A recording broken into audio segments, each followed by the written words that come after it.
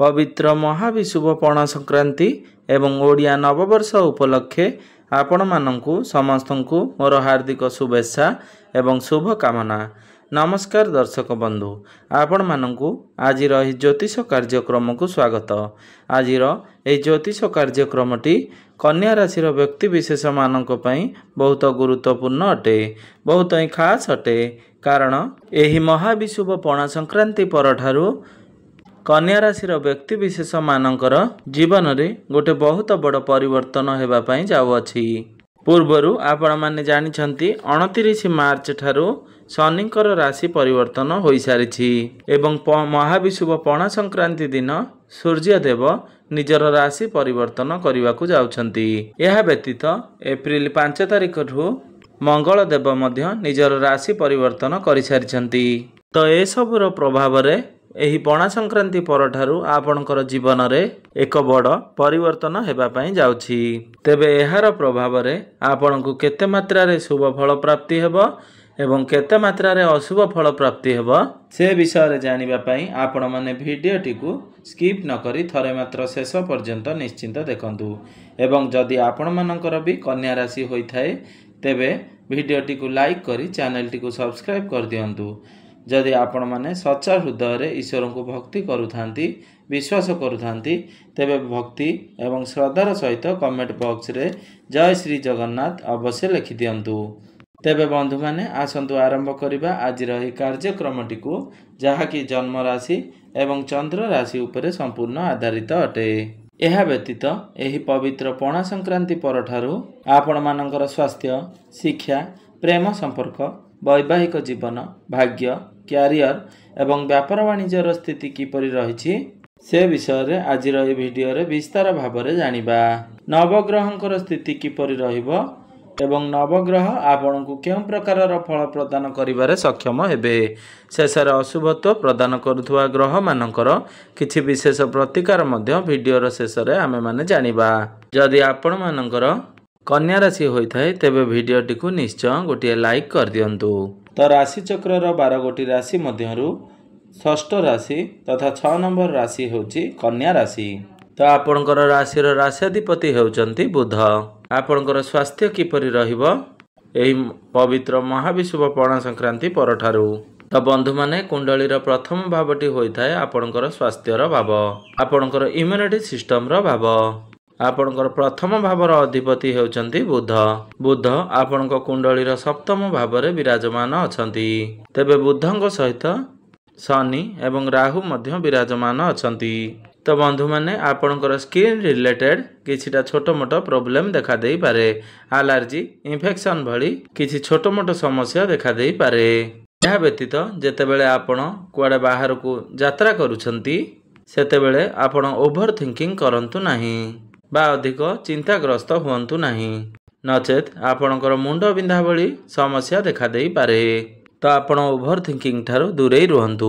तो आपणकर स्वास्थ्य रे सेपर किछि गंभीर समस्या आपणकर देखा जाउ नाही, एही पर छोटो मोटो समस्या देखा जाउ अछि।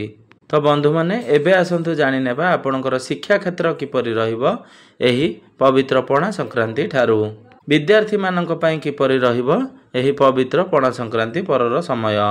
तो बंधु माने कुंडलीर पंचम भावटी होइथाय आपणकर शिक्षा क्षेत्रर भाव। आपणकर पंचम भावर अधिपति हेउचंती शनिदेव। तो शनि आपणक कुंडलीर सप्तम भाव रे विराजमान अछंती। तो एही पणा संक्रांति परठारु आपणकर पाठपढ़ार स्थिति बहुत भल रहिबो, कारण देवगुरु बृहस्पतिंकर दृष्टि मध्य आपणक कुंडलीर पंचम भाव उपरे रहुअछि। आपण पाठपढ़ा को नहीं एनर्जेटिक रहिबे, आपणकर मैच्योरिटी लेवल बढ़िबो, आपणक मध्यरे ज्ञान बढ़िबो। किंतु शनि जेहेतु राहुंक सहित विराजमान अछंती तो शनि एवं राहु एकत्र विराजमान हेइथिबारु आपणक कुंडली रे श्रापित दोषर निर्माण हेउअछि।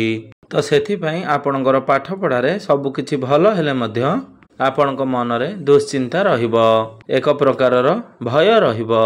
आपण प्रत्येकटी क्षेत्र रे कन्फ्यूज होई जिवे, आपणक मन रे डाउट्स क्रिएट हेबो। आपण निजको नहीं भय करिवे, आपण निजको निजे नहीं प्रश्न करिवे, आपण निजर काम को नहीं बा पाठपढ़ा को नहीं डिसैटिस्फाइड अनुभव करिवे। तो ये सब समस्या आपणकर 18 मई पर्यंत रहिबो। जेतेबेले राहु आपणकर सप्तम भावरु बाहरी सेतेबेले आपणकर षष्ठ भाव को चलन करिवे। ए सब समस्या दूर होई जिवो। आपण बहुत टैलेंटेड रहिबे। आपणकर माइंड शार्प हेबो। किंतु एही श्रापित दोष फल रे आपण कन्फ्यूज होई जिवे। आपणक मन रे भय रहिबो। किंतु ए सब को जदि आपण दूरे दियंती तो आपणकर पाठपढ़ा को देखा गले आपणकर पाठपढ़ा बहुत भल रहिबो। तो बंधु माने एबे आसंतु जानि नेबा आपणकर प्रेम जीवन किपरि रहिबो एही पवित्र महाविषुव पणा संक्रांति परठारु। तो बंधु माने कुंडलीर पंचम भावटी शिक्षा क्षेत्रर भाव हेबा सहित पंचम भावटी आपणकर प्रेम जीवनर भाव होइथाए एवं संतान संततिर भाव होइथाए। आपणकर पंचम भावर अधिपति शनिदेव आपणकर कुंडलीर सप्तम भावरे विराजमान अछंती। तेबे आपण प्रेम जीवन रे आपणकर पार्टनर को मध्य रे टिके आग्रेशन देखिबा पई पाइबे। तांको लागिबो से जहा भी करूचंती आपण ताहा ठीक अटे। कारण शनि राहु सहित एकत्र विराजमान अछंती एवं आपणक कुंडली रे श्रापित दोषर निर्माण हेउअछि। तो आपण को ए सब रे कंट्रोल करिवार अछि। कारण ग्रह मानकर गोचर फल रे आपणकर पार्टनर को मध्य रे ए सबुर प्रभाव देखिबा को पाइबे। तेणु आपण जदि ए सब रे एडजस्ट करनियंती तेबे आपणक पई बहुत भल रहिबो। जदि आपण एथिरे कंट्रोल न करंती बा एडजस्ट न करंती तो आपणक मध्य रे किछि समय पई कथावार्ता बंद हो जाई पारे। अर्थात आपणकर प्रेम जीवन रे किछि समय पई समस्या सृष्टि होई पारे। तबे ए सब रे किछि समस्या आपणकर 18 मई पर्यंत रहिबो।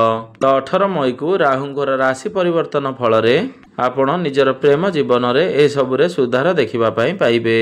एबे आसंतु जानि नेबा आपणकर वैवाहिक जीवन किपरि रहिबो एही महाविषुव पणा संक्रांति परठारु। तो बंधु माने कुंडलीर सप्तम भावटी होइथाए आपणकर वैवाहिक जीवनर भाव आपणकर जीवन साथींकर भाव। आपणकर सप्तम भावर अधिपति हेउचंती देवगुरु बृहस्पति। देवगुरु बृहस्पति आपणक कुंडलीर भाग्य भावरे अर्थात नवम भावरे त्रिकोण रे विराजमान अछंती।